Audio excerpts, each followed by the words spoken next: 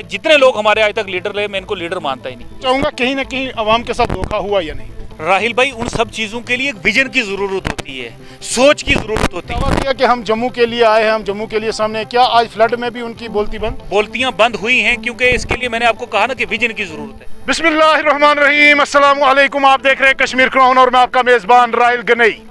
राजौरी पुंछ के हालात और वाक़ात को लेकर हमेशा कश्मीर क्राउन आपको तमाम अपडेट करता है, लेकिन इसी के बीच अगर हम देखें राजौरी पुंछ के कुछ ऐसे मसाइल जिन पे शायद आज यहाँ की सियासत खामोश है। आखिर क्यों? वजह जानने की हमने जब कोशिश की तो पता यह चला कि 370 के बाद वो सियासतदान जो बड़े बड़े दावे और वादे करते थे शायद आज ग्राउंड जीरो से गायब हैं, लेकिन आने वाले इलेक्शन में वो लोग फिर से ग्राउंड पे नजर आएंगे। लेकिन अफसोस की बात यह है कि आज इस कदर के हालात राजौरी और पुंछ में हैं, लेकिन पूछने वाला इस गरीब आवाम को कोई नहीं। खैर, आज हमारे साथ बात करने के लिए एडवोकेट यासिर खान मौजूद हैं, जिनका ताल्लुक जिला पुंछ से है और फिलहाल ये जम्मू हाई कोर्ट में अपना काम अंजाम दे रहे हैं। लेकिन हम इनसे जानने की कोशिश करेंगे कि आखिर 70 साल से जो लोग सियासत कर रहे थे आखिर एकदम से खामोश क्यों हुए। आखिर राजौरी पुंछ की डेवलपमेंट को लेकर राजौरी पुंछ के नौजवानों के जज्बात के साथ खिलवाड़ क्यों होता रहा। आखिर ये सवालिया निशान लोगों पे जरूर उठेंगे और उठने भी चाहिए, क्योंकि ये नौजवान जो अपने देश का मुस्तकबिल हैं, अपने आने वाली नस्लों को क्या बताएंगे कि हमारे रहनुमा कैसे थे। आज बात करने के लिए यासिर खान हमारे साथ मौजूद है। यासिर जी, सबसे पहले खुशामदीद आपका कश्मीर क्राउन। राहिल भाई, आपका बहुत शुक्रिया आपका भी बहुत। यासिर जी, मैं आपसे जानना चाहूँगा, जिस तरीके के हालात 370 से पहले थे और आज 370 के बाद एक बार फिर इलेक्शन की एक मुहिम चलाई जा रही है, लेकिन वो सियासी लोग जो 370 के बाद गायब थे आज फिर लोगों के पास आकर मैं ये कहूँगा झूठे दावे और वादे कर रहे हैं। क्या लोगों को आज भी समझ है ग्राउंड जीरो पे कि नहीं है? राहिल भाई, अब तो जहाँ तक मेरा मानना है, मैं ये मानता हूँ कि जो नई जनरेशन आ रही है वो जो है ना वो अवेयर हो गई है, और मैं नई जनरेशन से भी ये एक अपील करना चाहता हूँ और मेरा ज़ाती ये मानना है। आपने एक बात कही कि जो नौजवान है वो आने वाला मुस्तकबिल है अपने मुल्क का। मैं ये कहता हूँ कि हम कल के शहरी नहीं हैं। जैसे जो आपकी बात थी कि हम कल के शहरी हैं, आने वाले जो नौजवान हैं वो कल के आने वाले शहरी हैं।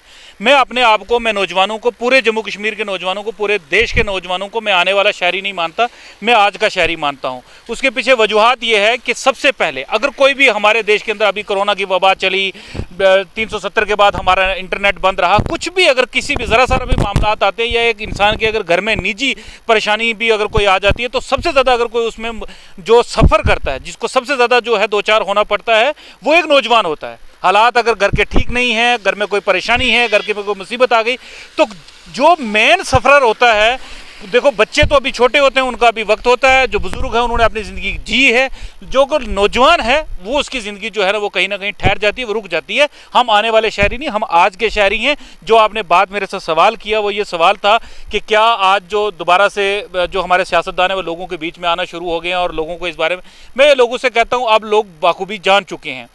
मैं इन लोगों से, मेरा ज़ाती ये मानना है कि मैं जितने लोग हमारे आज तक लीडर रहे, मैं इनको लीडर मानता ही नहीं। भाई साहब, लीडर एक अलग बात होती है, हाँ ये बड़े अच्छे पॉलिटिशियन जरूर थे, ये सियासतदान बड़े ज़बरदस्त थे, ये मदारी बहुत ज़बरदस्त हैं, इनको बहुत अच्छा जनाबेला किसी भी, ये वो सेंटर की कोई पॉलिटिकल पार्टी हो, वो कश्मीर बेस्ड कोई पॉलिटिकल पार्टी हो, ये उनके बहुत अच्छे जिसको कहा जाता है कि आपको रोकना चाहूँगा, कहीं ना कहीं अवाम के साथ धोखा हुआ या नहीं? राहिल जी, अवाम के साथ धोखा क्यों नहीं हुआ? कल रात से आज तक यहाँ थर्मामीटर टोन की ये हालत है कि यहाँ बिजली बादल आए थे और लाइट चली।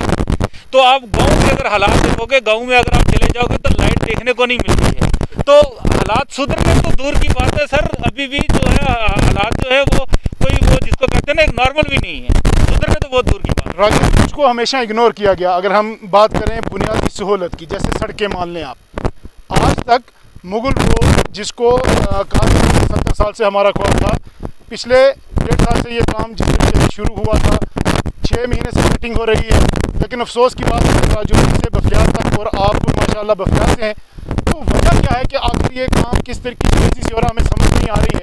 आखिर ग्राउंड जीरो से लोगों की भाई प्रोजेक्ट कोई भी आता है, जब वो प्रोजेक्ट आता है सबसे पहले क्या होता है कि उस प्रोजेक्ट के अंदर वहाँ के लोकल नौजवानों को लगाया जाता है। 5% जो पूरा टोटल प्रोजेक्ट होता है, उस प्रोजेक्ट का जो पैसा होता है वो लोकल आवाम की वहाँ पे फलाह बहबूद के लिए लगता है, वो हेल्थ में लगे, वो किसी और डेवलपमेंट प्रोग्राम्स में लगे। यहाँ मुझे ऐसा तो कोई दिखता नहीं। और दूसरा ये है कि कोई विदाउट एनी प्लानिंग जो है ये रोड जो है इसकी वाइडनिंग का काम जो चल रहा है, ये हर 4 किलोमीटर के बाद इसको उखेड़ा गया है बिना सोचे समझे। मुझे ये समझ नहीं आती कि इंतजामिया के वो कौन से इंजीनियर इस कंपनी के अंदर लगाए हैं, या उस कंपनी को कोई पूछने वाला पीछे नहीं है कि आपने हर पहाड़ को जो है हलचल मचा दी उस पहाड़ के अंदर। आपने पहाड़ों को हिलाया तो जरूर है, आपने ये नहीं सोचा कि 2 महीने के बाद जब बारिश का मौसम स्टार्ट होगा, सावन का मौसम स्टार्ट होगा, तो तब ये पहाड़ों की हालत क्या होगी। इनकी बुनियादें आपने नीचे से छेड़ दी है। रोकना चाहूँगा यही, इसी रोड की कटिंग की वजह से जो मटेरियल जो है वो रोड पे ही था, वो कहीं पे इसको पिक नहीं किया गया, और जिस तरीके से आज फ्लड लाइक सिचुएशन अगर हम कहें तो वो बन चुकी थी। और आप ये देखें कि 2-2 घंटे जाम, और अगर कोई बीमार होता है तो एम्बुलेंस भी उस जाम में फंस जाती है। आखिर आवाम क्या करेगी, किसकी जान को रहेगी। याद हम आपसे जानना चाहेंगे, राजौरी पुंछ को हमेशा इग्नोर किया जाता है, आखिर वजह क्या है? वोट तो ये लोग भी देते हैं, आखिर इस आवाम को कोई पूछने वाला क्यों नहीं? राहिल भाई, उसमें हमारी भी गलतियां हैं। मैं सिर्फ पॉलिटिशियन सियासतदानों को ही मैं दोषी नहीं ठहराऊंगा, उनको मैं गलत नहीं कहूँगा। गलत हम भी हैं, पढ़े लिखे नौजवान। आज हमने IAS दी हैं, जो राजौरी पुंछ की आज हमने KS दी हैं, ये हमारे बच्चों की अपनी मेहनत है। इसमें किसी सियासतदान की कोई एफर्ट्स नहीं। हमारे गरीब अवाम ने अपने बच्चों को किस तरीके से, किन मुश्किलातों से, किन पहाड़ों से ज़मीन पर लाकर, किस शहरों में पहुँचाकर इस मिलिटेंसी को भी भुगता, और यहाँ से हमारे बच्चों के साथ उन लोगों ने, अपने पेरेंट्स ने एफर्ट्स किए। और आज माशाल्लाह अल्लाह का बड़ा शुक्र है कि हमारे नौजवान जो है वो एक पॉजिटिव राह की तरफ से जो है चले, और बहुत अच्छे हमारे नौजवान भी आगे बढ़े। लेकिन उसके बावजूद जब इलेक्शन की बारी आती रही, अभी जो पिछले दिनों DDC, BDC जो भी छोटे मोटे चुनाव हुए, हम आ जाके सीधा 0 लेवल पे हम पहुंच जाते हैं। हम किसी भी जनाब कितने भी हमारी तालीम का जो हम तो तालीम है आला तालीम हासिल करके अगर गांव में आए हों, हम 0 से शुरू होते हैं, अपनी ज़ात पे चले जाते हैं, कास्ट पे चले जाते हैं। That is the basic problem of our Rajouri Poonch के। हम वहाँ से जब अपनी सियासत शुरू करते हैं तो हम उसमें सबसे बड़ी प्रॉब्लम वहाँ ये आ जाती है कि वहाँ जब हम ज़ात पात पे आ जाते हैं तो सीधी नेचुरल सी बात है कि हम कैलिबर वाले इंसान को, किसी टैलेंटेड आदमी को तो हम चुनेंगे नहीं, तो फिर हम उसी ज़ात पात के पीछे घूमेंगे और फिर आज तक भुगत रहे हैं उसी चीज़ का नतीजा।